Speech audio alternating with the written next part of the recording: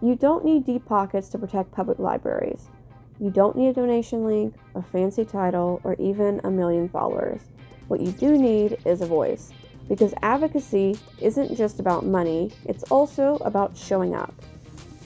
And today, I'm going to be showing you 6 ways you can support your library, even if you're on a budget of exactly $0.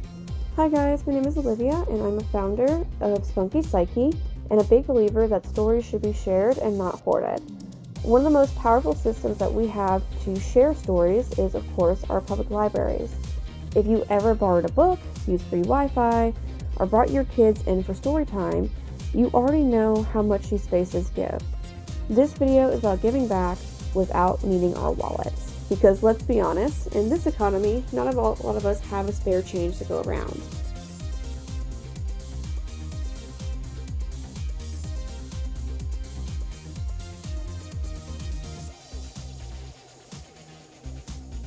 Why library advocacy matters.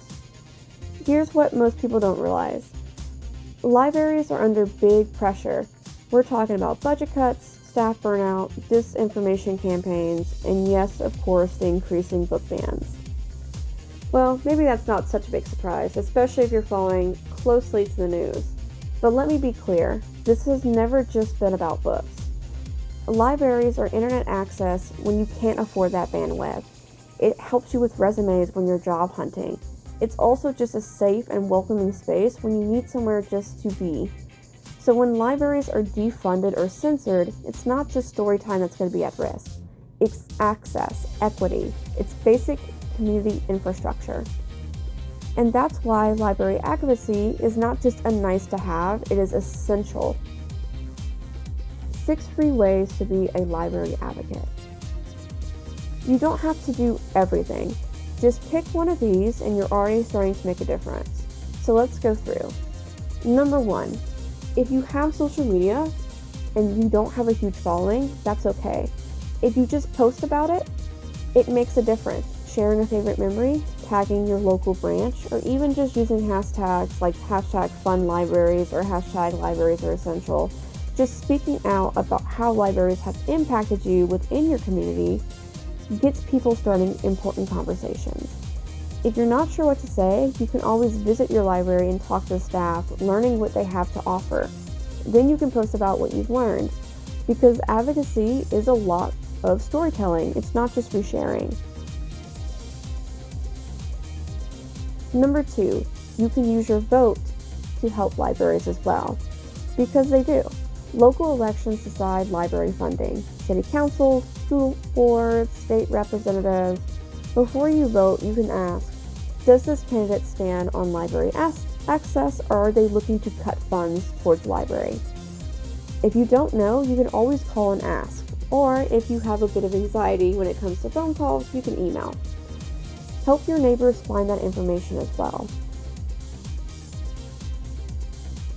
Number 3, you can email or write to your representatives. This one's actually my favorite because I'm not a big fan of phone calls. I get kind of hung up with a bit of anxiety myself. So I like to use this 5-minute action that kind of packs a bit of a punch. You can write to your mayor, city council, state representative, and basically just tell them why the library matters to you and what services you're using. Then you can make the direct ask. Please vote to protect library funding this year so that we can have a better community. You can also write a letter if you're feeling a little bit spicy, and you can submit it to your local paper. Public support gets louder when it shows up in print.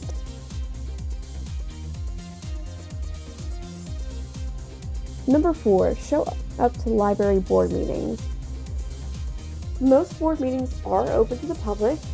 Even just being there signals that you're watching, you're listening, and you do care about what happens to this access.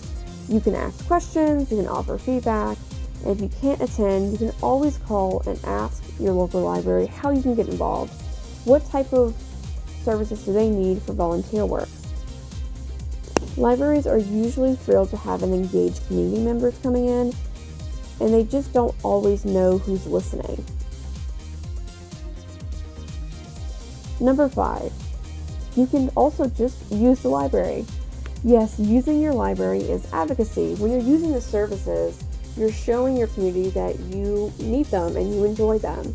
Libraries actually do track the usage data, so every checkout does matter. Borrow physical books, audiobooks, DVDs. You can also use Libby or Overdrive. Explore databases, printers, different courses that your library may offer. Every visit is going to prove to the community that you are still interested and that you want to show up for your library and that it is a wanted space. Number 6 is just to have conversations and tell your story. Maybe the library has helped you pass a super important exam, or it's helped you get through college courses. Maybe it was a safe space when you were younger to go and have a bit of escape during difficult times. Tell that story and be loud about it. Put it in a social media post. Send it to your state representative when you're emailing and asking for them to keep in mind of the budget. Stories humanizes the data. That data will flip votes, and that's going to save branches. Here are some free tools to go even further. If you're feeling fired up and you're ready to keep going, here are some tools that can help you further without overwhelming. There is, of course, the ALA Fight Censorship Toolkit. There is the everylibrary.org, Libby, Overdrive, or even social media accounts like @everylibrary or @libraryfreedom. These items will help you kind of get more information, as well as use templates to make your ask for your community representatives as well. Just remember that you don't have to do everything on this list at once. You can just pick one thing and be consistent. Consistency stacks and it builds bigger impacts. So don't overwhelm yourself. You don't need money to make a difference. You just need to care about it. Show up. To not look away when something important is on the line. Your voice might be the reason a library stays open, the reason a kid has somewhere to go after school, a reason a banned book stays on the shelf for someone who really needs it. So yeah, maybe you're not donating right now, and that's totally okay, but you're still an advocate, and that's super powerful. If you've got a library story of your own, feel free to tag me at Spunky Psyche, and I'd love to help amplify it. And if you're dreaming of creating a creative advocacy project, a design, a campaign, or even a personal story you're ready to tell, feel free to book a consultation with me, and I would love to talk to you about it, because anyone who is fighting for libraries is a cool cat in my book.